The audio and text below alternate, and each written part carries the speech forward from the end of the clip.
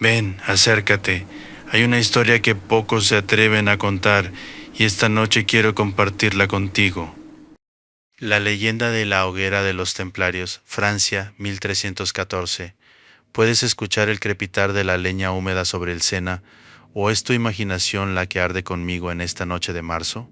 París, 18 de marzo de 1314. La primavera aún no se decide a entrar. El aire corta la piel como una hoja fina, y el río avanza oscuro entre sus orillas, cargado de reflejos trémulos. Frente a ti se alza la silueta inconfundible de Notre Dame, todavía joven, sus torres completadas apenas décadas atrás, vigilando la ciudad con sus gárgolas pétreas y sus campanas silenciosas. Bajo su sombra, el Sena rodea una pequeña isla estrecha y pedregosa, la Île des Juifs, un banco fluvial cercano al extremo occidental de la Île de la Cité. Allí, donde el agua murmura contra pilotes de madera y barcazas ancladas, se ha levantado una hoguera. ¿Sientes el olor? No es solo madera de roble y paja, es brea, y es humo espeso que se pega al paladar. Es miedo. La multitud se arremolina en las orillas, artesanos con delantales aún manchados de harina, soldados con capas azul oscuro marcadas con la flor de lis, mujeres envueltas en mantos ásperos. El rumor corre como un viento nervioso. Hoy muere el último gran maestre del Temple, Jacques de Molay. Su nombre ha viajado durante 7 años por calabozos, salas de tortura y concilios eclesiásticos. Desde el 13 de octubre de 1307, cuando los caballeros templarios fueron arrestados por orden del rey Felipe IV, acusado de herejía, idolatría y ritos obscenos, la orden del Temple se desmoronó piedra a piedra. ¿Recuerdas esa fecha? Viernes 13. París despertó entonces con golpes en las puertas y cadenas arrastrándose por las calles estrechas, pero esta noche es distinta. Mira la isla. Antorchas clavadas en la tierra húmeda, un cadalso improvisado, soldados que forman un círculo. En el centro, 2 figuras encadenadas.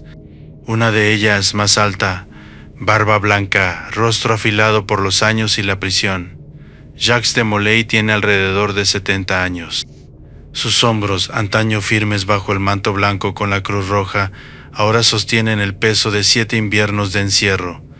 Sus ojos, sin embargo, no se apagan. Observan el agua, observan el cielo. ¿A quién mira realmente? El rey Felipe IV, llamado el Hermoso, no está allí, pero su voluntad sí. Desde el Louvre medieval, una fortaleza más que palacio, gobierna con puño férreo. Ha presionado al Papa Clemente V, instalado en Aviñón, para disolver la orden. Ha confiscado bienes, tierras, tesoros. Francia necesita oro. Las guerras contra Inglaterra y Flandes han vaciado las arcas. Y los templarios eran banqueros, custodios de riquezas que cruzaban Europa desde Tierra Santa. Escucha el murmullo del río. Cada ola parece contar una traición. Molay había confesado bajo tormento. Luego se retractó. Después volvió a admitir culpas ante el tribunal. Y ahora, en este instante final, se niega otra vez. Se yergue como puede. Las cadenas tintinean. Un clérigo le ofrece la última oportunidad de reafirmar su confesión. El humo comienza a elevarse lento, como si dudara.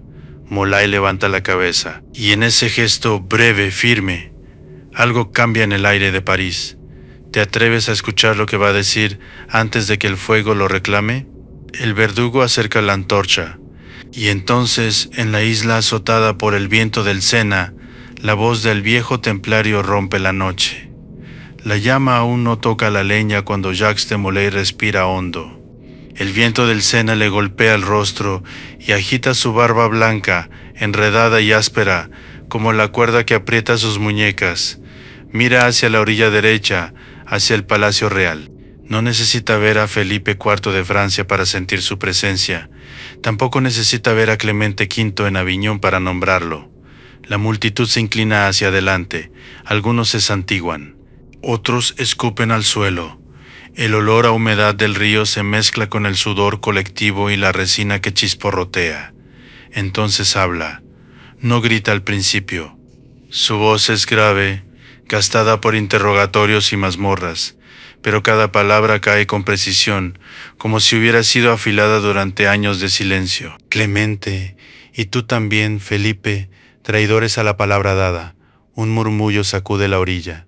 El verdugo duda un instante. El clérigo frunce el ceño. Molay levanta la barbilla. Os emplazo ante el tribunal de Dios, a ti, Clemente, antes de 40 días, y a ti, Felipe, dentro de este año. ¿Escuchas cómo el río parece detenerse? ¿Cómo incluso el fuego vacila antes de morder?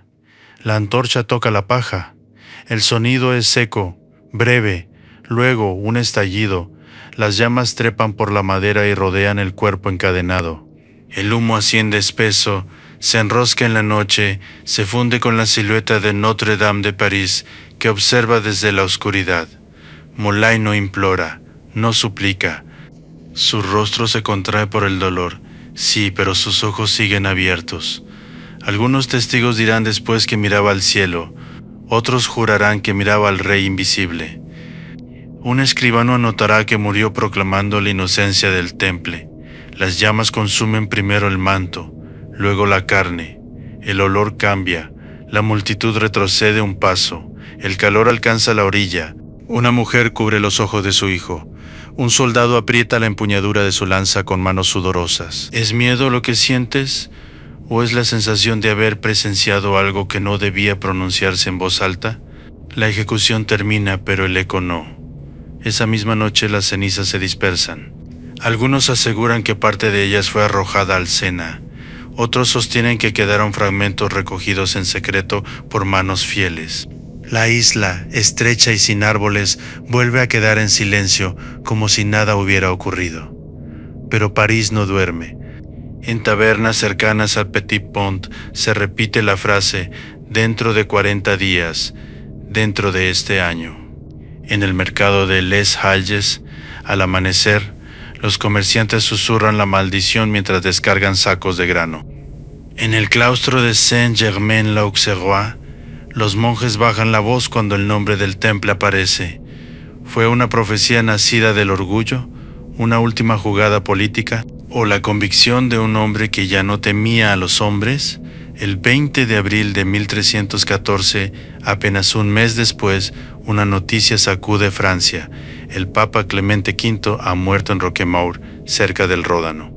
Fiebre violenta, sufrimiento breve.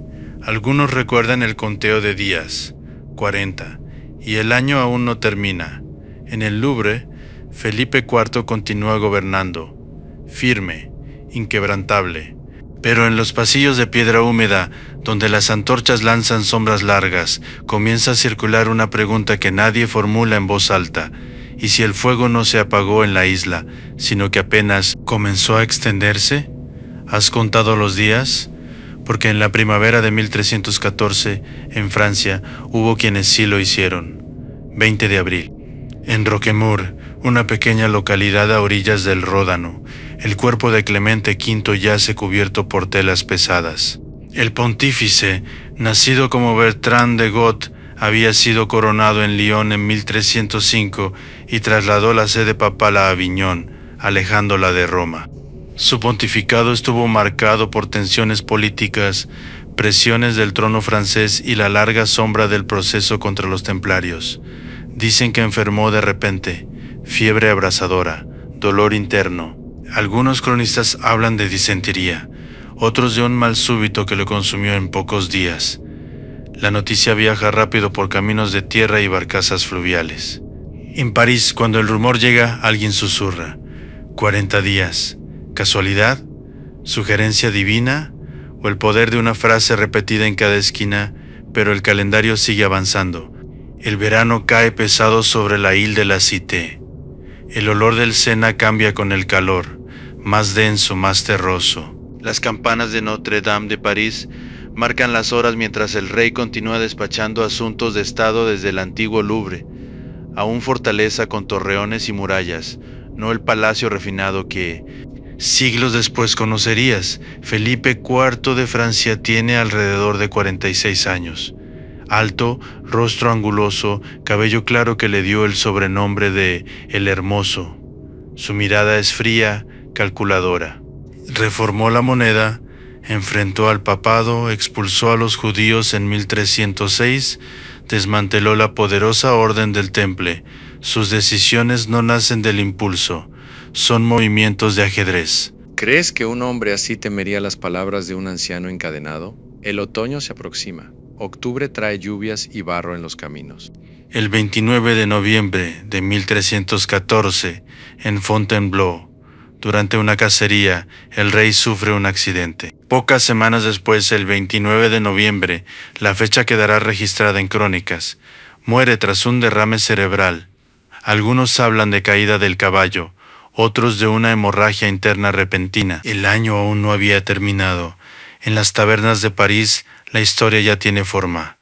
2 muertes, 2 nombres señalados por el mismo hombre. El fuego de la Île de Juifs parece reavivarse en cada relato. ¿Lo notas? El ser humano necesita patrones, necesita unir puntos dispersos en el tiempo, pero la maldición no se detiene ahí. Felipe IV deja 3 hijos varones, Luis, Felipe y Carlos. Los 3 subirán al trono en rápida sucesión, y los 3 morirán sin dejar herederos varones que aseguren la continuidad directa de la dinastía Capeta. La línea que había gobernado Francia desde Hugo Capeto en 987 comienza a fracturarse. En mercados, monasterios y cortes extranjeras, la frase cambia ligeramente. El templo no cayó solo, arrastró consigo a sus verdugos. ¿Escuchas cómo la historia se transforma mientras viaja? Lo que empezó como una declaración en una hoguera ahora se expande como un presagio dinástico. Y sin embargo, hubo hombres que afirmaron que todo tenía explicación política, médica, humana. Que las enfermedades no obedecen a maldiciones, que los reyes también sangran. Pero dime, cuando 3 coronas se apagan en menos de 15 años, ¿cuánto tarda una coincidencia en convertirse en destino? El Sena sigue fluyendo. La isla donde ardió Molay permanece. Pero la ciudad ya no mira ese lugar con indiferencia, porque en cada muerte real, alguien vuelve a recordar la noche en que un hombre en llamas señaló al cielo, y la historia apenas empieza a extender sus sombras. ¿Sabes qué ocurre cuando un reino pierde no a un rey, sino a su estabilidad? Tras la muerte de Felipe IV de Francia, la corona pasa a su hijo mayor, Luis X de Francia, apodado el Obstinado. Tiene apenas 25 años. Su reinado comienza en medio de tensiones, hambre y deudas acumuladas por guerras pasadas. El invierno de 1315 golpea con lluvias interminables. Las cosechas fallan, el grano escasea en Les Halles. El precio del pan sube. El pueblo murmura. ¿Recuerdas la hoguera? Algunos sí. Luis X intenta consolidar su autoridad. Libera a ciertos siervos, negocia con nobles inquietos, pero el equilibrio es frágil. En junio de 1316, tras un partido de Jeu de Paume, antecesor del tenis, bebe vino frío estando acalorado. Días después, enferma.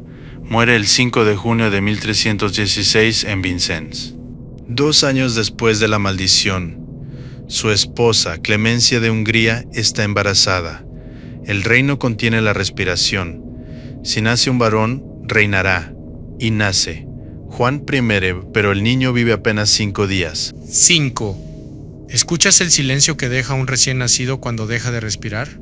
El trono pasa entonces al segundo hijo de Felipe IV, Felipe V de Francia, llamado el Largo. Gobierna con mayor firmeza, reorganiza finanzas, intenta estabilizar la moneda. Durante su reinado, la memoria del Temple ya no es solo un eco religioso, es una sombra política que flota sobre la legitimidad misma del poder. Felipe V muere en 1322 sin heredero varón. Sube al trono el tercer hermano, Carlos IV de Francia, el Hermoso, como su padre. Su gobierno es breve, problemas diplomáticos con Inglaterra, tensiones en Gascuña. Muere en 1328. Tampoco deja hijo varón sobreviviente. En 14 años, 3 reyes capetos han muerto sin asegurar continuidad masculina directa.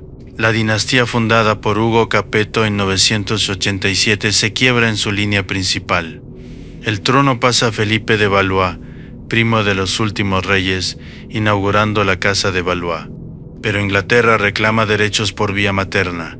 El conflicto latente se convierte en guerra en 1337, la Guerra de los 100 años. ¿Puede una hoguera encender una guerra décadas después? ¿O somos nosotros quienes tejemos hilos invisibles entre eventos separados? En París, mientras tanto, la Île des Juifs continúa allí, pequeña, expuesta al vaivén del río. Barqueros señalan el lugar con discreción. Algunos cruzan rápidamente, evitando mirar. Otros afirman que en ciertas noches de viento, el olor a humo regresa, aunque no haya fuego. Los cronistas escriben. Los monjes copian manuscritos. Las historias se adornan. La frase de Molay se repite con ligeras variaciones, a veces añade palabras, a veces cambia el tono, pero el núcleo permanece, un emplazamiento ante el tribunal de Dios. ¿Y tú, si hubieras estado allí, con el calor golpeándote el rostro y el río detrás, habrías sentido justicia, venganza, o la fría maquinaria del poder ajustando cuentas? El eco no desaparece, se transforma y en ese proceso la leyenda comienza a tomar vida propia. ¿En qué momento un hecho político se convierte en destino susurrado? París cambia con los años, pero conserva memoria. Las piedras de la Île de la Cité absorben pasos, secretos, rumores. La pequeña Île des Juifs, donde ardió Jacques de Molay, queda ligada para siempre al final del Temple. Con el tiempo, las corrientes del Sena modificarán el contorno de la isla. Siglos después, las obras urbanas la integrarán al Pont Neuf. Pero en el siglo XIV sigue siendo un banco expuesto, vulnerable al agua y al viento. Allí, dicen, el fuego habló. La Orden del Temple ya había sido oficialmente disuelta en 1312 por la bula Vox in excelso, promulgada en el Concilio de Vienne por Clemente V. Sus bienes, en teoría, pasaron a los hospitalarios. En la práctica, el proceso fue más complejo. Inventarios, confiscaciones, disputas. En Francia, la maquinaria real se movió con eficacia implacable, pero la historia no se conforma con archivos. En los años posteriores a 1314, en talleres de copistas y claustros, comienza a dibujarse una imagen distinta del Temple, no solo como orden militar y financiera, sino como víctima. Hombres que habían combatido en Tierra Santa, que custodiaron rutas de peregrinos y manejaron letras de cambio, ahora aparecen en relatos como mártires traicionados por la avaricia del poder. ¿Escuchas el cambio? De herejes a injustamente condenados. Algunos aseguran que, antes de la ejecución, Molay pidió tiempo para orar mirando hacia Notre Dame de París. Otros narran que murió con serenidad firme, negando cada acusación. No todos los testimonios coinciden, pero todos coinciden en algo. Su muerte no fue silenciosa, y la maldición se afila con cada repetición. En mercados de Normandía, en puertos de La Rochelle, antiguo bastión templario, marineros cuentan que el Temple escondió parte de su tesoro antes de las detenciones de 1307. ¿Dónde? ¿En castillos del Languedoc? ¿En cofres enterrados bajo capillas rurales? No hay mapas, pero sí imaginación. En algunas aldeas del sur se encienden hogueras cada marzo recordando la caída del Temple, no como rito oficial, sino como gesto íntimo. Una llama pequeña, un nombre pronunciado. Jacques de Molay, alrededor de 70 años al morir, no fue un joven guerrero en ese final. Era un hombre curtido, con manos endurecidas por años de mando y decisiones difíciles. Había sido elegido gran maestre en 1292.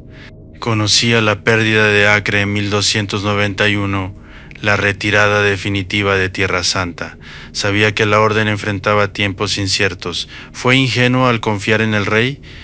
¿Subestimó la presión política que se cernía sobre el papado? ¿O creyó hasta el final en la palabra dada entre cruzados y corona? El fuego no respondió, pero el relato crece. Y, con el paso de las décadas, la expresión «los reyes malditos» comienza a circular como etiqueta amarga para la estirpe que siguió a Felipe IV. Mucho más tarde, en el siglo XX, un novelista llamado Maurice Druon inmortalizará esa frase en una saga literaria que devolverá la hoguera al centro del imaginario colectivo. Sin embargo, en el siglo XIV nadie piensa en novelas. Piensan en inestabilidad, en hambre, en guerras que asoman. Y mientras Francia se encamina hacia conflictos mayores, la pregunta persiste. ¿Fue la maldición el origen o simplemente el espejo donde un reino vio reflejada su propia fragilidad? El Sena sigue fluyendo bajo la luna, pero en algún punto de sus aguas, la noche del 18 de marzo de 1314 continúa ardiendo y aún no hemos llegado al corazón más oscuro de la historia. Cierra los ojos un instante y vuelve a aquella mañana del 13 de octubre de 1307. Aún no hay hoguera, aún no hay maldición. Solo puertas golpeadas antes del amanecer. París despierta con el sonido metálico de las armaduras reales. Los hombres del rey se despliegan por calles estrechas, cruzan el Petit Pont, avanzan hacia el recinto templario situado al norte de la ciudad, cerca del actual Rue du Temple. La fortaleza del Temple, la Enclos du Temple, se alza sólida, con su torre maciza dominando el barrio. Allí, durante décadas, la orden custodió tesoros, archivos, depósitos financieros de nobles y monarcas. ¿Imaginas la sorpresa de los caballeros cuando reciben la orden de arresto firmada por Felipe IV de Francia? Las acusaciones son graves: herejía, idolatría, ritos secretos, adoración de un supuesto ídolo llamado Baphomet. Bajo interrogatorio y tormento, algunos confiesan, otros resisten. El proceso se extiende durante años. Jacques de Molay es detenido ese mismo día en París, pese a que había acudido poco antes al funeral de la cuñada del rey, mostrando confianza en la corona. ¿Fue un error de cálculo o una confianza mal depositada? En salas húmedas, iluminadas por antorchas que chisporrotean, los interrogadores aplican métodos que arrancan palabras a la fuerza. El potro, el fuego en las plantas de los pies, el aislamiento prolongado. Las confesiones se registran, los sellos se estampan. El aparato legal del reino y la presión sobre el papado convergen como engranajes. En 1310, 54 templarios son quemados en las afueras de París por retractarse de sus confesiones. El mensaje es claro: quien niegue lo firmado arderá. Molay oscila entre admitir y retractarse. No es un hombre quebrado por completo, pero tampoco es de hierro. Sus decisiones reflejan una tensión interior profunda: proteger a la orden, sobrevivir, ganar tiempo. En 1312, el Concilio de Vienne disuelve oficialmente el Temple. La estructura desaparece, sus miembros quedan dispersos, algunos absorbidos por otras órdenes, otros regresando a la vida laica. Pero el juicio final del Gran Maestre se pospone, hasta marzo de 1314. Regresa conmigo a la Ile des Juifs. El agua golpea los pilotes, el cielo está gris. Molay sabe que no hay apelación posible. Frente al tribunal improvisado escucha la sentencia: prisión perpetua, no muerte. Y entonces inesperadamente se levanta, con voz firme, declara que la orden es inocente, que las confesiones fueron arrancadas bajo tortura, que traicionó la verdad al admitir culpas inexistentes. Ese gesto cambia su destino en segundos. Los oficiales reales, sorprendidos, deliberan. No pueden permitir que la retractación pública desmonte años de proceso. La decisión es rápida. Ejecución inmediata como relapso. ¿Sientes la rapidez con la que el poder reacciona cuando se siente amenazado? No hay largo anuncio, no hay preparación solemne, solo prisa, solo fuego. Y en ese instante, cuando comprende que la muerte será inmediata, Molay pronuncia las palabras que cruzarán siglos. ¿Fue improvisación? ¿Una sentencia preparada en su interior durante años de cautiverio? ¿O la intuición de que su única arma restante era el tiempo? El fuego responde con un rugido. Pero mientras las llamas ascienden, algo más comienza a arder: la memoria colectiva. Y esa memoria, alimentada por miedo, política y coincidencias fatales, será más duradera que cualquier torre de piedra. ¿Qué queda después del fuego? No cenizas, no gritos, queda el relato. Los testigos se dispersan aquella noche del 18 de marzo de 1314, pero ninguno regresa a casa igual. Un aprendiz de curtidor cruza el Pontchartrain con el olor del humo aún pegado a la túnica. Una mujer que vendía manzanas en la orilla izquierda asegura haber visto el rostro de Molay iluminado por las llamas como si no sintiera el dolor. Un soldado jura que, cuando el viento giró, el fuego se inclinó hacia el Palacio Real. ¿Exageración? Tal vez. Pero la memoria humana no es un archivo frío, es una fragua. En los meses siguientes, escribanos y cronistas comienzan a consignar versiones de la escena. No todos citan las mismas palabras. Algunos resumen la maldición, otros la adornan. La frase Tribunal de Dios aparece repetida, subrayada, recordada. Con cada copia manuscrita, la sentencia se vuelve más nítida. Y luego mueren Clemente, luego Felipe, luego sus hijos. ¿Lo notas? El patrón se solidifica. En monasterios de Borgoña y en abadías del Languedoc, los monjes intercambian cartas donde la caída de la línea directa Capeta se vincula, en susurros, con la hoguera templaria. No lo afirman abiertamente, lo sugieren, y la sugerencia es más poderosa que una acusación directa. Mientras tanto, Europa entra en una etapa convulsa. La tensión sucesoria en Francia abre el camino a reclamaciones inglesas. En 1337 estalla la Guerra de los 100 años. Las aldeas arden, los campos se vacían. Décadas después, en 1348, la peste negra recorrerá el continente. En ese paisaje de calamidades, la maldición encuentra terreno fértil. Fue el Temple, dicen algunos. El reino paga una injusticia. ¿Necesita la gente una causa visible para el desastre? Cuando las cosechas fallan o la guerra arrasa, ¿no resulta más soportable pensar que hay una lógica divina, aunque sea terrible? La figura de Jacques de Molay empieza a transformarse. De gran maestre derrotado pasa a símbolo. Ya no es solo un anciano encadenado, es el último guardián de un secreto, el mártir que habló desde el fuego. Su imagen se estiliza en relatos posteriores.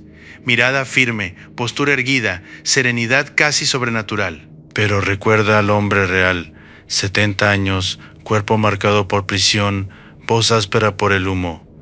No un mito tallado en mármol, sino carne enfrentando llamas. En algunas versiones populares se añade un detalle, que antes de morir pidió mirar el Sena como si quisiera que el río llevara su mensaje más allá de París. No hay acta que lo confirme, pero la imagen perdura. Y si el verdadero poder de la maldición no estuvo en las palabras, sino en el momento exacto en que fueron pronunciadas? Porque el siglo XIV fue una época donde lo divino y lo político no estaban separados. Un rey gobernaba por gracia de Dios. Un papa legitimaba coronas. Si un hombre condenado apelaba al tribunal de Dios, estaba invocando la instancia suprema en una sociedad profundamente teológica. La hoguera no fue solo ejecución, fue desafío, y los desafíos, cuando apuntan al cielo, no se olvidan con facilidad. Pero la historia aún guarda otra capa más profunda, una que habla de tesoros perdidos, juramentos secretos y una herencia invisible que sobrevivió a las llamas. ¿Y si el fuego no consumió todo? Después de 1314, mientras la política francesa se reconfigura y la dinastía cambia de manos, comienza a circular una pregunta inquietante. ¿Desapareció realmente el Temple o simplemente se ocultó? La Enclos du Temple en París, aquel recinto fortificado con su torre maciza, fue registrada, inventariada, intervenida. Cofres abiertos, sellos rotos, pergaminos clasificados. Pero incluso en los registros reales aparecen vacíos, bienes trasladados, depósitos que no coinciden, rutas financieras que se disuelven en nombres extranjeros. En el puerto atlántico de La Rochelle, donde la orden poseía una flota activa, algunos cronistas posteriores insinuarán que barcos templarios partieron días antes del arresto masivo de 1307. No hay lista definitiva de naves desaparecidas, pero la imagen persiste. Velas blancas alejándose bajo cielo gris, cargadas con algo más que grano. Oro, reliquias, archivos comprometedores. En el sur de Francia, cerca de antiguas encomiendas templarias en el Languedoc, campesinos transmiten relatos sobre túneles sellados y criptas bajo capillas rurales. En Escocia, donde el rey Roberto I estaba excomulgado y fuera del control papal, surgirán siglos después historias que vinculan a caballeros templarios con la batalla de Bannockburn en 1314. Observa cómo la leyenda se expande más allá de París. El Temple, que había desarrollado un sistema bancario sofisticado, letras de cambio, custodia de depósitos reales, préstamos a monarcas, dejó una huella financiera profunda. Cuando desaparece de manera abrupta, no solo se extingue una orden militar, se altera una red económica europea. ¿Quién hereda realmente ese conocimiento? Algunos historiadores señalan que los hospitalarios absorbieron buena parte de sus bienes. Otros apuntan a redes comerciales italianas que ya operaban en Florencia y Génova. Pero en la imaginación popular, la respuesta es más dramática. El Temple sobrevivió en secreto, y la maldición de Molay se entrelaza con esa supervivencia invisible. En ciertas versiones tardías, se añade que el Gran Maestre no solo emplazó al rey y al papa, sino que anunció que la justicia divina alcanzaría a toda la estirpe que se beneficiara de la traición. Esa ampliación no aparece en los primeros relatos, pero gana fuerza con el paso de los siglos. ¿Ves cómo la frase se estira, como si el tiempo mismo la reescribiera? Mientras tanto, París continúa transformándose. El Pont Neuf no existe aún. Siglos más tarde cubrirá parcialmente la zona donde estuvo la Île des Juifs. El lugar físico cambia, pero el punto simbólico permanece. Algunos viajeros del siglo XV preguntan por la isla donde ardió el Templario. El sitio ya no es exactamente el mismo, pero el recuerdo lo fija en el mapa mental de la ciudad. El fuego se convierte en coordenada, y a medida que Europa avanza hacia el Renacimiento, luego hacia las guerras de religión, la figura del templario injustamente ejecutado se adapta a nuevas épocas. En tiempos de crítica al poder eclesiástico, Molay aparece como víctima de corrupción papal. En tiempos de nacionalismo, como símbolo de traición dinástica. Cada siglo proyecta sus propias sombras sobre la hoguera de 1314. Pero dime, si el Temple guardó un secreto, ¿era un tesoro material o era algo más peligroso, algo que no arde, algo que espera? Y estamos a punto de mirar directamente a ese núcleo ardiente. Acércate más al fuego, pero no al de la hoguera, al que arde dentro de una pregunta que lleva siglos sin apagarse. ¿Qué fue lo que realmente perdió Francia aquella noche de marzo de 1314? No solo un hombre, no solo una orden militar. Se perdió una red que conectaba castillos, puertos y cortes europeas.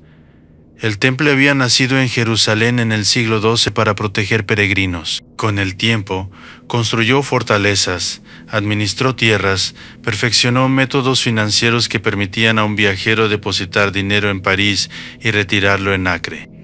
En una Europa fragmentada y peligrosa, esa innovación era poder. Y el poder despierta sospecha. Cuando Felipe IV de Francia enfrentó deudas crecientes y tensiones políticas, el Temple representaba una solución tentadora. Acusarlo de herejía no solo debilitaba su reputación, permitía intervenir sus bienes bajo legitimidad religiosa. El proceso, iniciado en 1307, fue minuciosamente organizado. Sellos enviados a senescales, órdenes coordinadas para arrestos simultáneos. Precisión casi militar.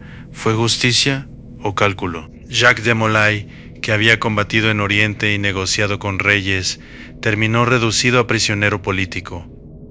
Pero su último acto, la retractación pública y la maldición, alteró el relato oficial. El poder podía quemar su cuerpo, pero no controlar del todo la interpretación de su muerte. Cuando los 3 hijos de Felipe IV murieron sin herederos varones, la sucesión pasó a la rama Valois. Inglaterra, bajo Eduardo III, reclamó el trono francés por vía materna. El conflicto que siguió no nació exclusivamente de la hoguera templaria, pero la coincidencia temporal reforzó la narrativa de castigo divino. ¿Lo comprendes? No es que la maldición causara la guerra. Es que la guerra necesitaba un origen simbólico. En manuscritos tardíos, la figura de Molay se dibuja casi como juez ardiente, en otros, como anciano digno enfrentando una maquinaria implacable. La historia oscila entre política y mito, entre archivo y leyenda. Y el lugar físico, ese banco fluvial cercano a la Île de la Cité, desaparece gradualmente bajo modificaciones urbanas. Siglos después, caminantes cruzarán el Pont Neuf sin saber que pisan un espacio vinculado al final del temple. Sin embargo, algunas placas conmemorativas recordarán el punto aproximado de la ejecución. ¿No es inquietante?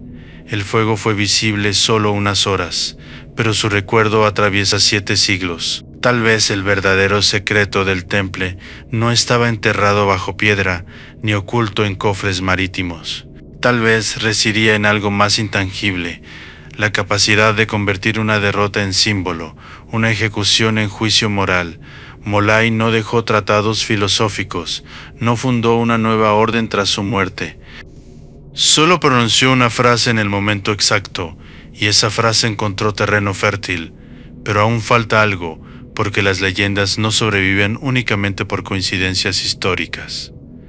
Sobreviven porque tocan una fibra humana profunda, la necesidad de creer que la injusticia no queda impune, y ahora cuando el humo parece disiparse, es momento de enfrentar la última pregunta. ¿Qué escuchas cuando el fuego se extingue? Escucha, no el rugido del fuego, ese se apagó hace siglos, sino el murmullo persistente que queda cuando la multitud se ha ido y el río sigue su curso. París ha cambiado. Las murallas medievales desaparecieron. El antiguo Louvre dejó de ser fortaleza. La Île des Juifs ya no existe como en 1314. El trazado urbano y el Pont Neuf transformaron el contorno del Sena. Sin embargo, en el extremo occidental de la Île de la Cité, una placa recuerda que allí fue ejecutado Jacques de Molay el 18 de marzo de 1314, un punto preciso en el mapa. Pero la leyenda no vive en la piedra, vive en la pregunta. ¿Fue una maldición o una coincidencia encadenada por la fragilidad del poder? Clemente V muere en abril de 1314. Felipe IV de Francia en noviembre del mismo año. Sus 3 hijos reinaron y murieron sin asegurar la línea masculina directa. La dinastía capeta principal se extinguió. Francia entró en una crisis sucesoria que desembocó en guerra. Los hechos están ahí, como piedras en el cauce del Sena, pero el significado, ese lo decide quien escucha. Imagina la escena una vez más. El anciano gran maestre, 70 años, barba blanca agitada por el viento frío. Las cadenas marcando sus muñecas, el humo ascendiendo frente a la silueta oscura de Notre Dame de París, la multitud conteniendo el aliento, y la voz que en lugar de quebrarse señala al cielo. ¿Sabía Molay que moriría esa noche? Sí. ¿Sabía que su frase cruzaría siglos? Imposible. Y sin embargo, aquí estamos. Cada generación ha reinterpretado su final. Para algunos, símbolo de corrupción política. Para otros, advertencia contra el abuso del poder. Para otros más, semilla de teorías sobre órdenes secretas y tesoros ocultos. Incluso la literatura retomó el eco de aquella hoguera para hablar de reyes marcados por un destino oscuro. Pero vuelve al río. El Sena no juzga, no recuerda nombres, solo fluye.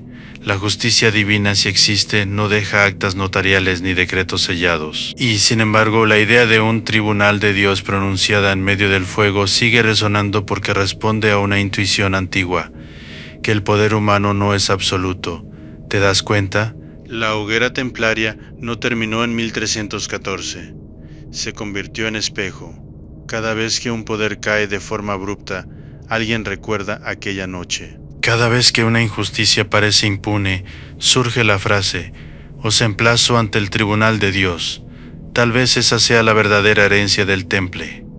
No un cofre enterrado, no un ritual secreto, no una conspiración eterna, sino una advertencia. El fuego consume cuerpos, el tiempo consume dinastías, pero las palabras, pronunciadas en el instante exacto, pueden sobrevivir a ambos. Ahora dime, si estuvieras de pie en la orilla del Sena aquella noche, con el calor golpeándote el rostro y el viento trayendo ceniza hacia tu ropa, ¿habrías visto morir a un hombre o nacer una leyenda?